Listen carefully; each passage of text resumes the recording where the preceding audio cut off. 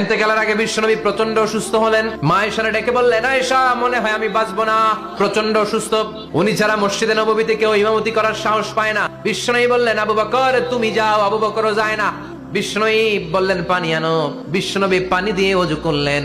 ওযু করে কয়েকজন সাহাবীকে ধরে উঠতে চাইলেন, আবার ধপাস করে বেহুশ হয়ে পড়ে যায়। বিশ্বনবী উঠতে পারে না। আবার বললেন, ঠান্ডা পানি আনো। পানির ভেতরে বিশ্বনবী 2 হাত ঢুকিয়ে দিয়ে ঠান্ডা ভিজা হাত দিয়ে চেহারার মধ্যে মাসে করলেন আর বললেন, হায়রে মৃত্যুর কি যন্ত্রণা। কান্নার রোল পড়ে গেল চারদিকে।